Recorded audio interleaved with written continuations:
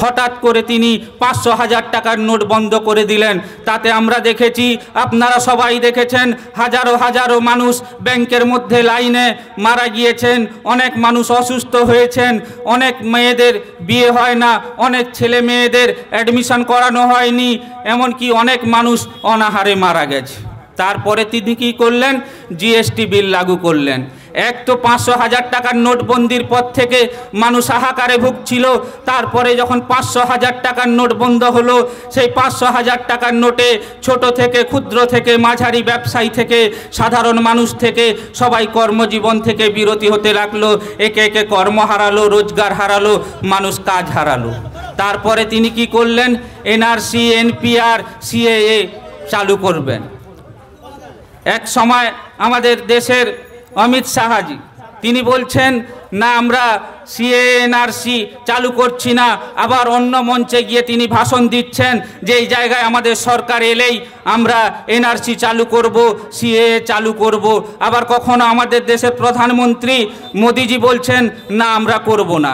তাহলে মোদিজি ঠিক বলছেন কি অমিত শাহজি ঠিক বলছেন? তারা নিজেরাই আগে বলুক যে কে সত্য কে মিথ্যা।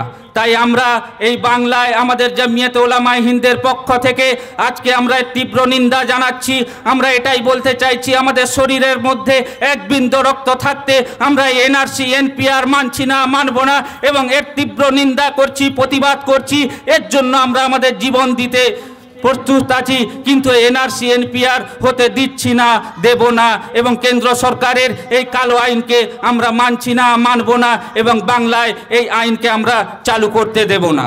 তাই বাংলার সমস্ত মানুষকে আজ আমরা বলতে চাইছি, আপনারা সজাগ থাকুন, আপনারা সতর্ক থাকুন। কেন্দ্র থেকে এই মুহূর্তে বড় বড় নেতা নেত্রীরা এসে আপনাদেরকে বিভিন্ন রকম প্রলোভন দেখাবে, আপনাদেরকে বিভিন্ন রকম সেতু দেখাবে, কিন্তু আসলে তারা কোনো কাজ করে না, আসলে তাদের কোনো রীতি নেই, আসলে তাদের কোনো নীতি নেই। এদের একটাই নীতি, মিথ্যে ভাওতামি দেখিয়ে, মানুষকে প্রলোভন দেখিয়ে, ফাঁসিয়ে, মানুষের ভোট নিয়ে।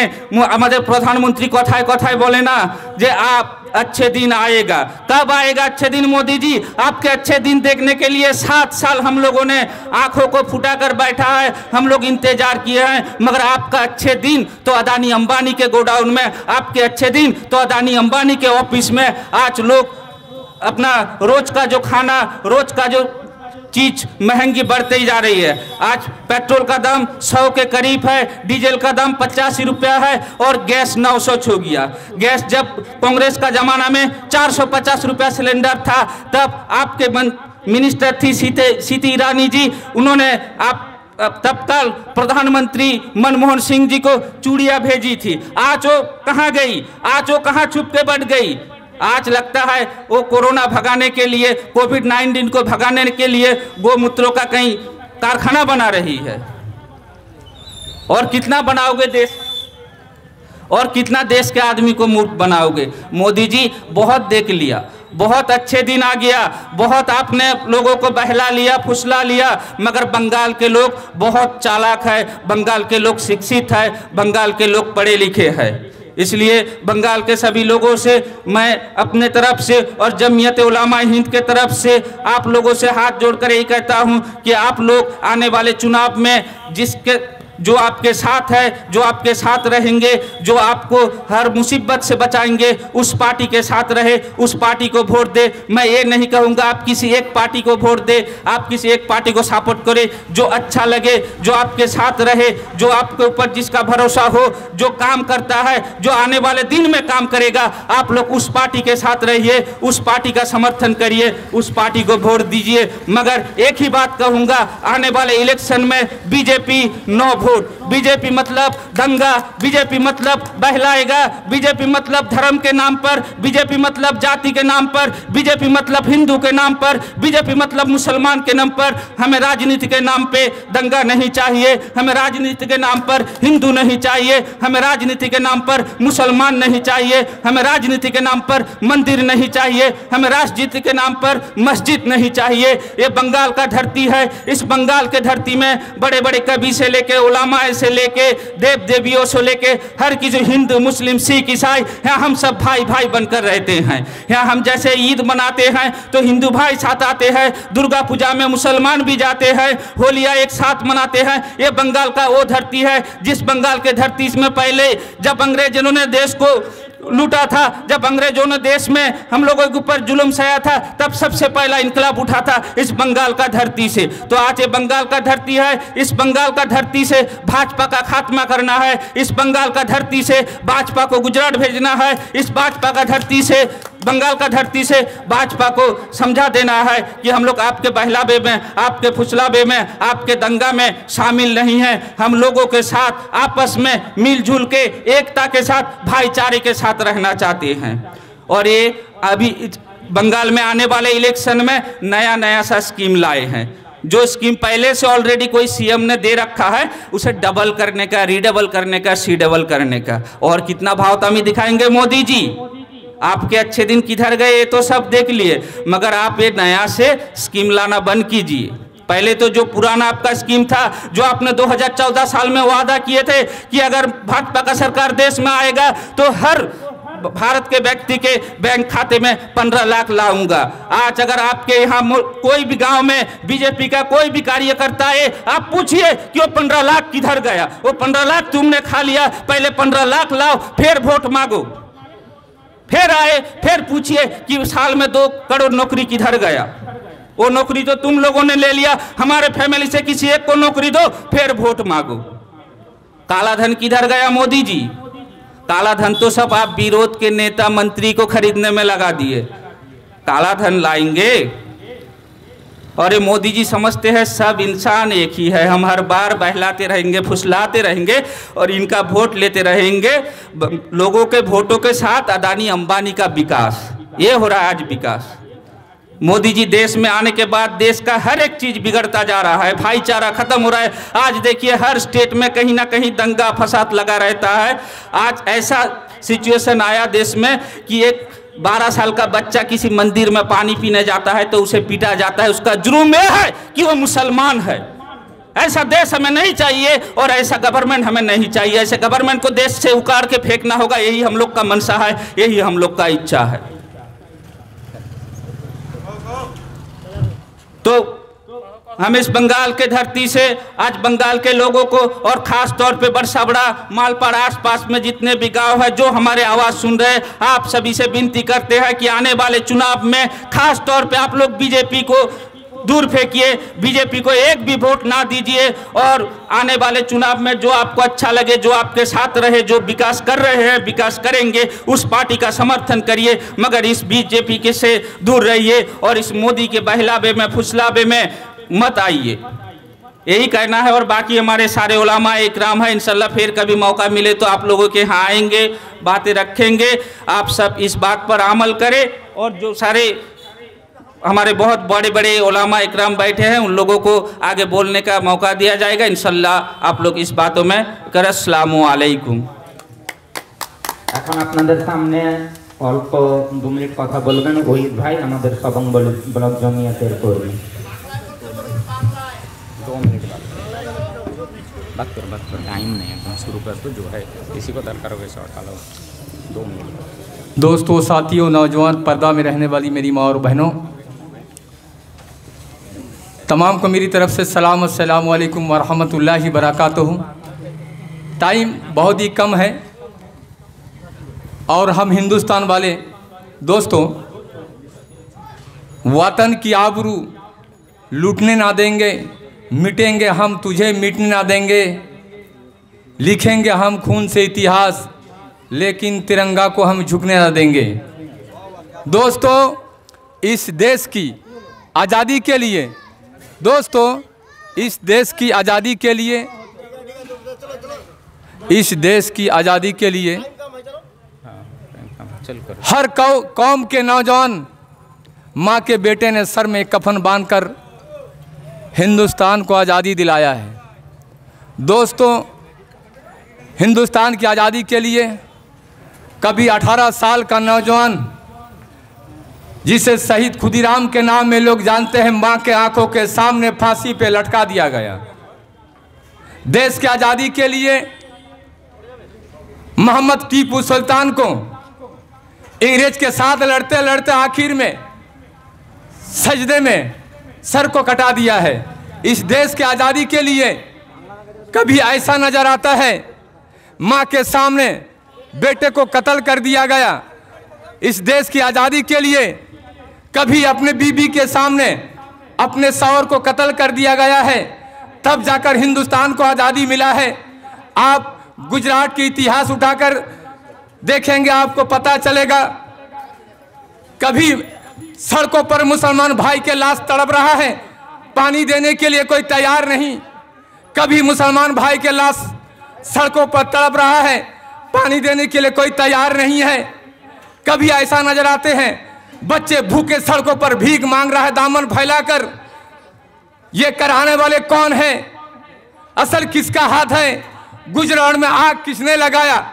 बिहार में आग किसने लगाया? बंगाल में आग किसने लगाया? दिल्ली में आग किसने लगाया? कश्मीर में आग किसने लगाया? कश्मीर के इतिहास को उठाकर देखिए।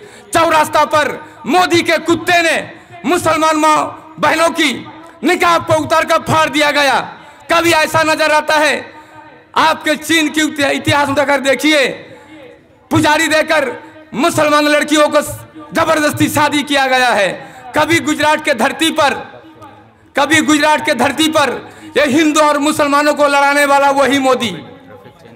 दोस्तों, ये हिंदू और मुसलमानों को आपस में लड़ाने वाला और कोई नहीं है जो आज का पीएम नरेंद्र मोदी। हम हिंदू, हम मुसलमान एक रहेंगे, साथ रहेंगे और हिंदुस्तान को जैसे पहले लड़कर सब मिलकर आज़ाद दिलाए हैं और बंगाल को आज़ाद दिलाना है, मोदी के हाथ से आज़ाद दिलाना है। और वो एक ही रास्ता है, सब हिंदू मुसलमान भाई मिलकर हम मोदी को इस बंगाल से हटाएंगे, बंगाल से गिराएंगे। यही आज से शपथ लेना है। अस्सलाम वालेकुम रहमतुल्लाहि এরপরে আপনাদের সামনে মূল্যবান বক্তব্য রাখবেন জমিয়তে উলামায়ে হিন্দের পক্ষ থেকে সবং ব্লকের প্রেসিডেন্ট জনাব হযরত শেখ তাজামুল হোসেন সাহেব। আসসালামু আলাইকুম ওয়া রাহমাতুল্লাহি ওয়া বারাকাতুহু। উপস্থিত আছেন আমাদের মেদিনীপুর জেলা জমিয়তে উলামায়ে হিন্দের সম্পাদক জনাব হযরত মাওলানা মুফতি মতিউল্লাহ সাহেব এবং আমাদের সবং ব্লক জমিয়ত উলামায়ে হিন্দের সমস্ত কর্মকর্তা, আগত জমিয়ত প্রেমিক বন্ধুরা, প্রত্যেককে আন্তরিক শুভেচ্ছা জানিয়ে দু চারটি কথা বলবো আপনাদের সামনে। বর্তমান ভারতবর্ষের যে অবস্থা হয়েছে, অর্থনৈতিক দিক থেকে বিদেশ নীতি সব জায়গায় নরেন্দ্র মোদী সরকার শেষ করে দিয়েছে। আজকে তারা বলছে আমরা হিন্দু হিতেশী। আমরা যদি আজকে দেখি, বর্তমান যখন 2014 সালে নরেন্দ্র মোদী ক্ষমতায় এসেছিলেন, তেনার প্রথম বক্তব্য ছিল যে আমরা প্রত্যেকটা মানুষকে 15 লক্ষ করে টাকা দেব, বিদেশে যত ব্ল্যাক মানি আছে নিয়ে আসবো। কিন্তু আমরা দেখলাম নরেন্দ্র মোদীর বড় ভাই মেহুল চোকসি 1400 কোটি টাকা নিয়ে পালিয়ে গেল। ভারতবর্ষের যত গাদ্দাররা ছিল তারা 1 টাকা নয়, 2 টাকা নয়, 2 লাখ হাজার কোটি টাকা নিয়ে পালিয়ে গেল।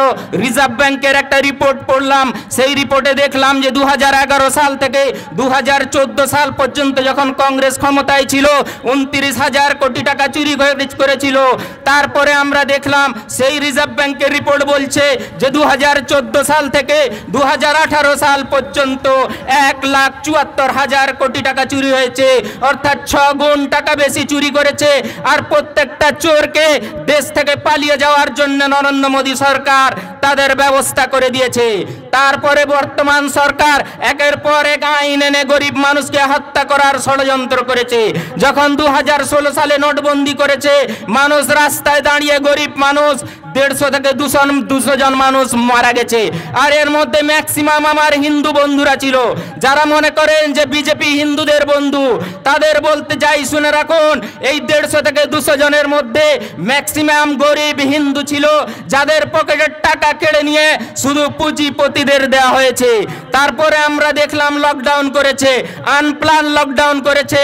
ভারতবর্ষের কোটি কোটি মাইগ্রেশনে লেবাররা যখন অন্যান্য রাজ্যে কাজ করেছে, তাদের আসার কোনো ব্যবস্থা করেনি। হঠাৎ লকডাউন করে হাজার হাজার মানুষকে হত্যা করার ষড়যন্ত্র করেছে, তার মধ্যে ম্যাক্সিমাম ছিল হিন্দু বন্ধুরা। তারপরে হিন্দু হিতেশী কি করে হতে পারে? তারপরে দেখলাম সরকার হঠাৎ কৃষি আইন নিয়ে এলো। আমরা দেখলাম এই কৃষি আইন করে ভারতবর্ষের গরিব মানুষের জমি কেড়ে নিয়ে পুঁজিপতি উদ্যোগপতিদের হাতে দিতে চায়। তার জন্য প্রতিবাদ যখন কৃষকরা করছে, আমরা দেখলাম এখন পর্যন্ত 400 জন মানুষ মারা গেছে, এর মধ্যে ম্যাক্সিমাম আমার হিন্দু বন্ধুরা মারা গেছে। তাহলে কি করে হিতেশী হতে পারে হিন্দু হিতেশী? আমরা দেখলাম, আমি একটা রিপোর্ট পড়লাম RTI এর মাধ্যমে, দেখলাম সরকার বিজেপি সরকারের 6 বছরের মধ্যে 45 বছরের সব থেকে নিম্ন চাকরি হয়েছে।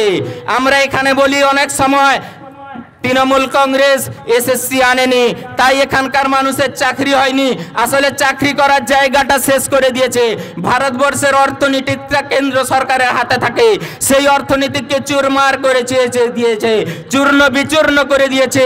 আমরা দেখলাম লকডাউনে যখন হাজার হাজার মানুষ খেতে পায়নি, তখন নরেন্দ্র মোদী সরকার 68,000 কোটি টাকা পুঁজিপতি উদ্যোগপতিদের মাফ করে দিয়েছে। যেটা বলছিলাম 45 বছরের সব থেকে নিম্ন চাকরি হয়েছে এই বিজেপি গভর্নমেন্টে। ভারতবর্ষে যেই গভর্নমেন্টই ক্ষমতায় ছিল মুসলমানদের চাকরি দেয়নি, সে কংগ্রেস হোক, CPM হোক, সে তৃণমূল হোক, যেই সরকার হোক না কেন মুসলমানদের চাকরি দেয়নি। যারা চাকরি পেত সবাই আমার হিন্দু বন্ধুরা। যখন বিজেপি সরকার 45 বছরের নিম্ন চাকরি করলো, তো আমার হিন্দু বন্ধুরা চাকরি পেল না। তাহলে কিসের হিন্দু হিতেশী? আসলে হিন্দু মুসলিমের কোনো ব্যাপার নয়। ভারতবর্ষের অর্থনীতিকে চুরমার করে কিছু তার দালাল মিডিয়া আছে, যাদের পিছনে কোটি কোটি টাকা খরচা করে কিছু মিডিয়াকে কিনে রেখেছে আর কিছু পুঁজিপতিকে কিনে রেখেছে। কারণ বিজেপির যে বড় বড় যে সেমিনারগুলো হয়, 10 কোটি 15 কোটি টাকা করে খরচা হয়, এই সেমিনারের জন্য টাকা দেয় এই সব বড় বড় উদ্যোগপতিরা, তাই তাদের লাভের জন্য এইগুলো করা হচ্ছে। আর আজকে বলছে আমরা সোনার বাংলা বানাবো। আমরা দেখলাম 6 বছরের ভারতবর্ষের অর্থনীতি চূর্ণ বিচূর্ণ করে দিয়েছে। ভারতবর্ষের ডলার 78 টাকা পার হয়ে গিয়েছে। আমরা দেখলাম কংগ্রেসের সময় তেল কিনা হতো 50 থেকে 150 টাকা ব্যারেলে, $150 ব্যারেলে তেল কিনা হতো, আর আজকে তেল কিনা হয় 20 টাকা থেকে 68 টাকা ব্যারেলের মধ্যে। তারপরে তেলের দাম 100, কংগ্রেস 150 টাকা তেল কিনে 100 টাকা আমাদের 80 টাকা 70 টাকা 60 টাকা দিত। তারপরে বিজেপি হাঙ্গামা করত। আজকে 20 টাকা 30 টাকা তেল কিনে 100 টাকা তেল বিক্রি করছে। কাদের স্বার্থে? সব কিছু কোম্পানির হাতে তুলে দিয়েছে। তাই সরকারের নিয়ন্ত্রণ সব কোম্পানির হাতে চলে গিয়েছে। তাই ভারতবর্ষকে বাঁচাতে গেলে বিজেপিকে একটা ভোট দেওয়া যাবে না। সেই হিন্দু হোক মুসলমান হোক, যারা দেশকে ভালোবাসে তারা বিজেপিকে একটা ভোট করতে পারে না। যারা দেশকে ভালোবাসে না, যারা বিজেপিকে শুধুমাত্র ভালোবাসে, তারা বিজেপিকে ভোট দেবে। যারা দেশকে ভালোবাসে, যারা দেশের সঙ্গে থাকে, তারা বিজেপিকে একটা ভোট করতে পারে না। আপনাদের সামনে এখন অন্যান্য বক্তারা বক্তব্য রাখবেন, আর আমি কিছু না বলে সবাইকে ধন্যবাদ জানিয়ে ইতি করলাম। আসসালামু আলাইকুম। এরপরে আপনাদের সামনে বক্তব্য রাখবেন জমিয়তে উলামা হিন্দের পক্ষ থেকে জেলা মাইনরিটি সেলের সদস্য মাননীয় জনাব মোহাম্মদ মুক্তার আলী খান সাহেব।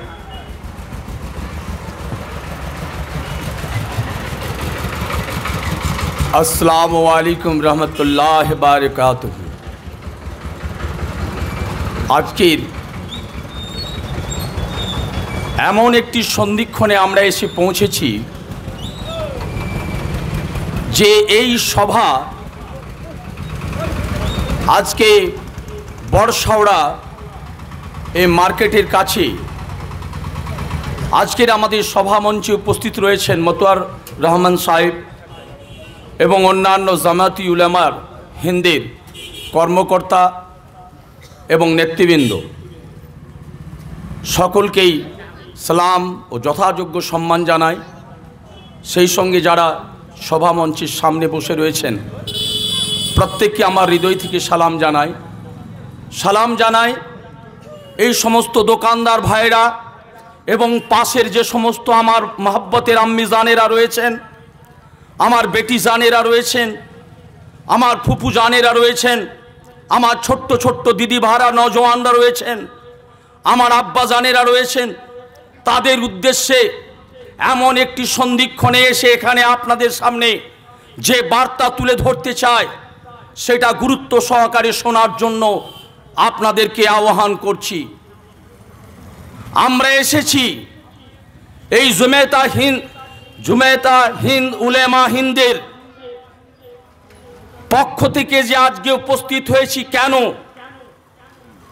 এটা বোঝা দরকার রয়েছে। ভারতবর্ষের স্বাধীনতা সংগ্রামের আগেও আমরা ছিলাম। এই জামায়াতে উলামা হিন্দের যে প্রতিষ্ঠা হয়েছিল, কেন হয়েছিল এটা ভালো করে জানতে হবে। ব্রিটিশ যখন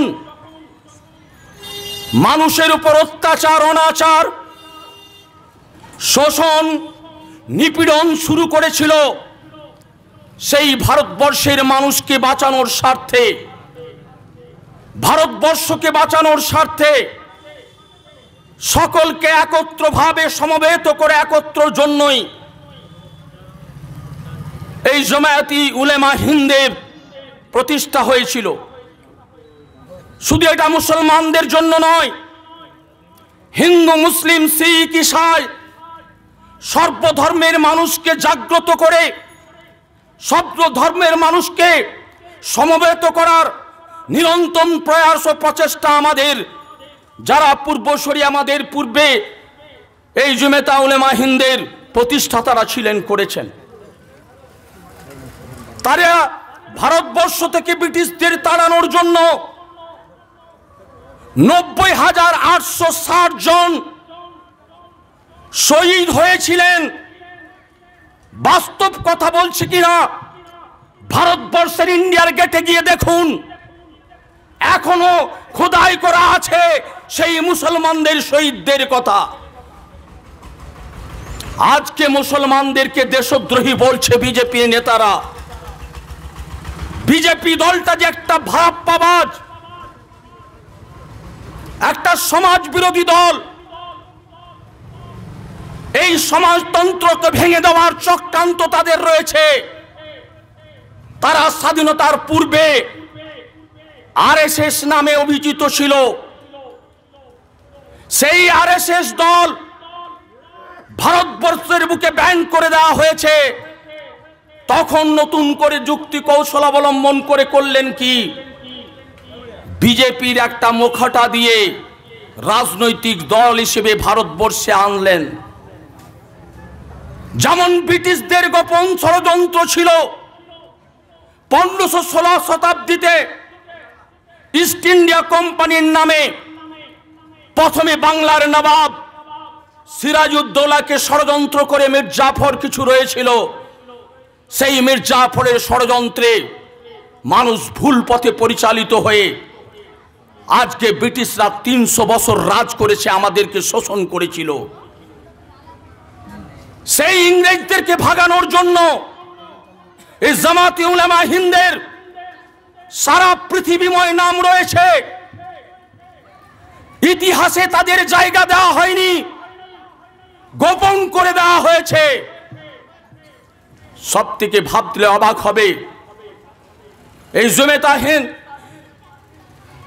জামায়াতে উলামা হিন্দের সাহারা নিয়ে নেতাজি সুভাষচন্দ্র বোস নাম সকলেই জানেন। সেই সুভাষচন্দ্র বোসকে জামায়াতে হিন্দ উলামার আমাদের সমস্ত প্রতিষ্ঠাতাগণ তাকে সাহারা দিয়েছিলেন। আর আমরা সেই সোচ্চার হয়েছিলাম, আমাদের পূর্বপুরুষরা সোচ্চার হয়ে নেতাজি সুভাষচন্দ্র বোসের হাতকে মজবুত করেছিলেন। তাই ব্রিটিশদেরকে ভাগানো সম্ভব হয়েছিল। ঠিক একই রূপে ভারতবর্ষের সংবিধান, ভারতবর্ষের গণতন্ত্র খুব ভয়ঙ্কর পরিস্থিতির সম্মুখে লড়াই করছে। এই বিজেপি সরকার, এই মোদির নেতৃত্বে অমিত শাহের নেতৃত্বে ভারতবর্ষের সংবিধানকে ভেঙে চুরমার করার জন্য নতুন নতুন কালা আইন নিয়ে আসছে। তাই মানুষকে সতর্ক করার প্রয়োজন রয়েছে। অনেক মুসলমান ভাইয়েরা রয়েছেন, অনেক হিন্দু ভাইয়েরা রয়েছেন, অনেক শিখ ভাইয়েরা রয়েছেন, অনেক ঈসাই ভাইয়েরা রয়েছেন। তারা সামান্য ষড়যন্ত্রে এবং লোভনীয় টপে পড়ে ভারতবর্ষের সংবিধানকে ভেঙে চুরমার করতে দেবেন না, এই আহ্বান করতে আপনাদের সামনে এসেছি। আপনাদের সামনে এসেছি ভারতবর্ষের গণতন্ত্র এবং সংবিধান যদি রক্ষা হয় তাহলেই তুমি বাঁচবে, তোমার পরিবার বাঁচবে, তোমার প্রতিবেশী বাঁচবে, সারা বাংলা বাঁচবে, সারা ভারতবর্ষের মানুষ বাঁচবে। যদি সংবিধানটাই ভেঙে চুরমার করে দেয় কেউ বাঁচবেন না। তাই দুঃখ আছে, বেদনা আছে। অনেক ভাইয়ের সঙ্গে অনেক ভাইয়ের গন্ডগোল হয়।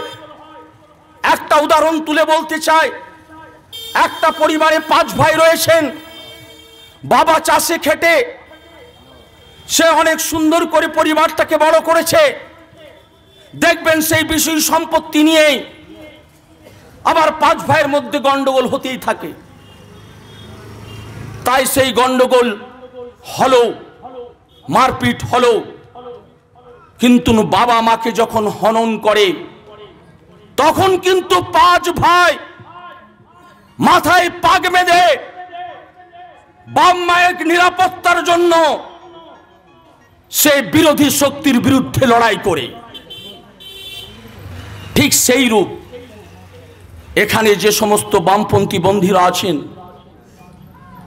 যারা কংগ্রেস বন্ধুরা আছেন, ভাবতে হবে এই বাংলার ক্ষমতায় কে বেশি শক্তিশালী। আমার চোখে ধরা পড়েছে, আপনাদের চোখেও ধরা পড়বে, যে মুমূর্ষু ভুভুক্ষ মেহনতি মানুষ, শ্রমজীবী মানুষের পাশে দাঁড়িয়ে গ্রাম বাংলার রাস্তাঘাট থেকে পানীয় জল থেকে শুরু করে স্বাস্থ্য থেকে শুরু করে সমস্ত পরিষেবা আপনাদেরকে দিচ্ছে। আরেকটা কথা ভাবতে হবে, আমরা দেখেছি যখন কলেজে পড়তাম তখন থেকেই এই বাংলার যে বর্তমান মুখ্যমন্ত্রী এবং মাননীয় মমতা বন্দ্যোপাধ্যায়, তিনি যুব, সেই যুবক থেকেই, তিনি যুবতী অবস্থা থেকেই, কলেজ থেকেই তিনি আন্দোলন শুরু করেছিলেন যে ভুভুক্ষ মুমূর্ষ মেহনতি শ্রমজীবী মানুষের পাশে দাঁড়িয়ে তাদের পরিবর্তন ঘটাবে, তাদের খাদ্য দেবে, তাদের স্বাস্থ্য দেবে, তাদের বিদ্যুৎ দেবে এবং মানুষের পাশে থাকবে। সেই জন্য বলতে চাই যে এই মমতা বন্দ্যোপাধ্যায় এখানে বিরোধী শক্তি। তাই সিপিএম এর বন্ধু এবং কংগ্রেসের বন্ধু বা আরো অন্যান্য যে দল করেন, সকলে মিলে এই মমতার শক্তিকে যদি আপনারা শক্তিশালী করে তুলতে পারেন তাহলেই দেখবেন বাংলার অগ্রগতি এবং ত্বরান্বিত হবে। বাংলায় সাম্প্রদায়িক দাঙ্গা এই 10 বছরে হয়নি, আগামী দিনেও হবে না। সেই জন্য তার হাতকে মজবুত করার জন্য বলবো, আমরা একটা ভোটও যাতে বিজেপি না পায়, সেই সমাজ বিরোধী পার্টি, গণতন্ত্র হননের পার্টি, ধর্মের ভিত্তিতে মানুষকে বিভাজন করার পার্টি, তাকে একটাও ভোট দেওয়া যাবে না। সেই ভোট যদি আপনারা কেউ দিয়ে থাকেন, আগুনে পড়লে যেমন ঝলসে মরবেন সকলে জানেন, আগুনে পড়লে যেমন মানুষ ঝলসে পড়ে জেনেও নিশ্চয়ই আগুনে ঝাঁপ দেবেন না, ঠিক সেইভাবে ভয়ঙ্কর পরিস্থিতি বিজেপি তৈরি করেছে। আরেকটা কথা বলছে সে,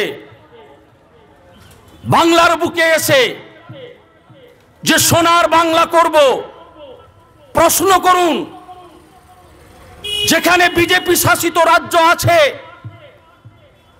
গুজরাটের মতো রাজ্য, সেখানে সোনার গুজরাট হলো না কেন? ইউপির মতো রাজ্য, সেখানে সোনার ইউপি হলো না কেন? প্রতিদিন প্রতিনিয়ত দাঙ্গা হচ্ছে, কখনো মুসলমানদেরকে মারছে, কোনো পিছিয়ে পড়া দলিত আদিবাসীদের মারছে, আবার কখনো মহিলাদেরকে গণধর্ষণ করে শোষণ করে তাকে কেরোসিন দিয়ে পুড়িয়ে মারা হচ্ছে। তাদের কাছে প্রশ্ন করুন। তাই বর্তমান অবস্থায় 35টি রাজ্যের মধ্যে প্রত্যেকটি রাজ্যে বিজেপি নিপাত যাচ্ছে। বিজেপির এমএলএ এমপিরা প্রতিনিয়ত পদত্যাগ করে তারা অন্য দলে সামিল হচ্ছেন ভারতবর্ষের সংবিধান এবং গণতন্ত্র রক্ষার জন্য। তাই এই বর্তমান অবস্থায় যেহেতু হিন্দু মুসলিম শিখ ইসাই আমরা সকলে ভাই ভাই, আমরা সকলে বাংলার মেয়ে দিদিকে চাই। মেহনতি মানুষ, খেটে খাওয়া মানুষ, শ্রমজীবী মানুষ, আমরা সমস্ত মা বোনেরা একজোট হয়ে আমরা যাতে সামিল হতে পারি, আগামী দিনে গ্রাম বাংলার উন্নয়নকে এগিয়ে নিয়ে যেতে পারি, তার জন্য সকলকে আহ্বান করছি এবং সকলকে ধন্যবাদ জানিয়ে আজানের সময় হবে, তাই সকলকে ধন্যবাদ জানিয়ে আরও বক্তা রয়েছেন, প্রত্যেককে আহ্বান জানিয়ে আমার অন্তর থেকে ভালোবাসা দিয়ে শ্রমজীবী মানুষকে আন্তরিক ভালোবাসা ও ধন্যবাদ জানিয়ে আমার এই ক্ষুদ্র বক্তব্য শেষ করলাম। জয় হিন্দ, জয় বাংলা। ধন্যবাদ জানাই মোহাম্মদ মুক্তার আলী খান সাহেবকে। উনি উনার সুচিন্তিত বক্তব্য আপনাদের সামনে ধরিয়েছেন।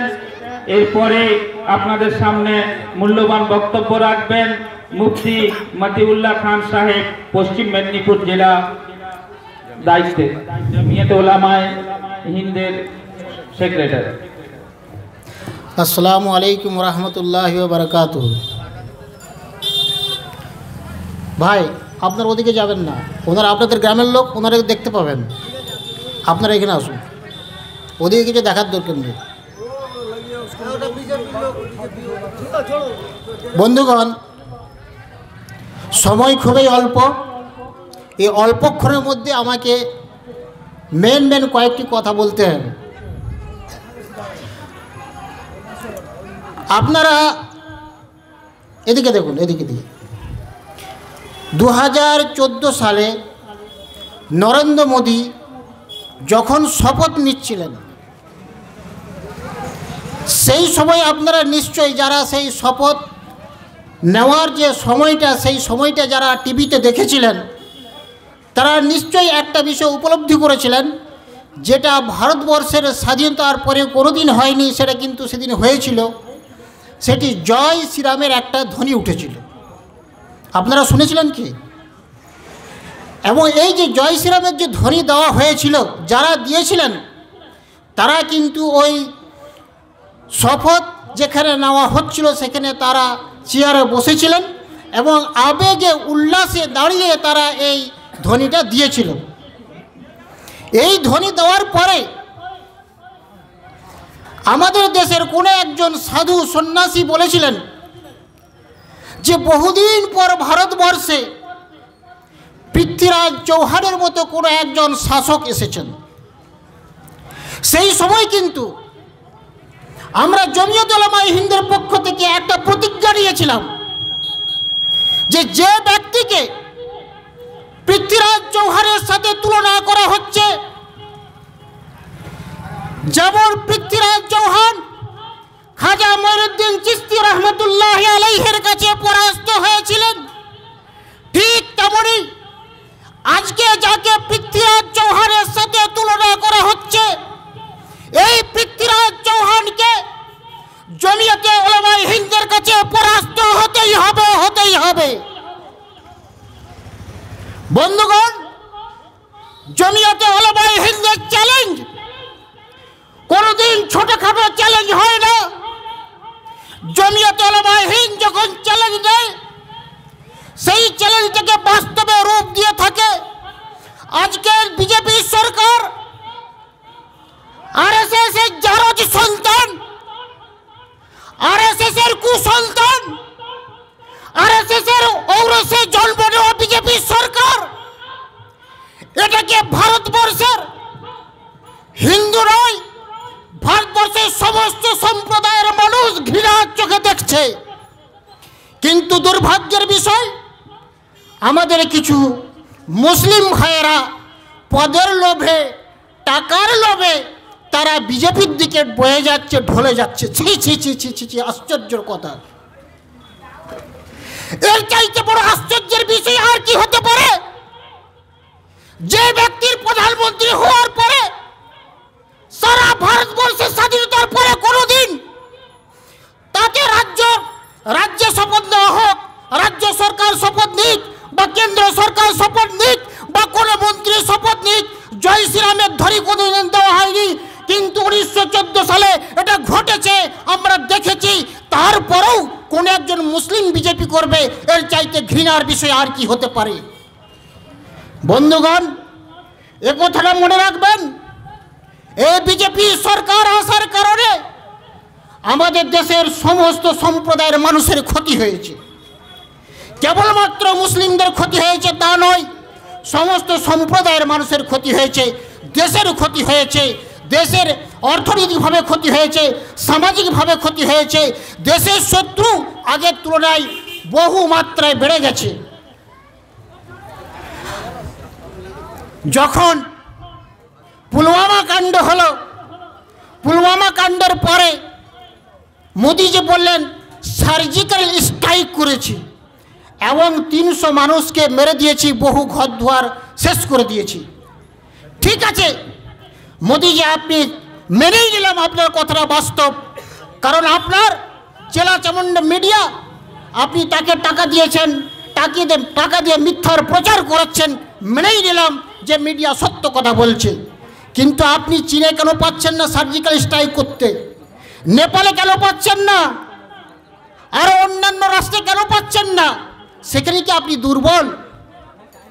সেখানে দুর্বল।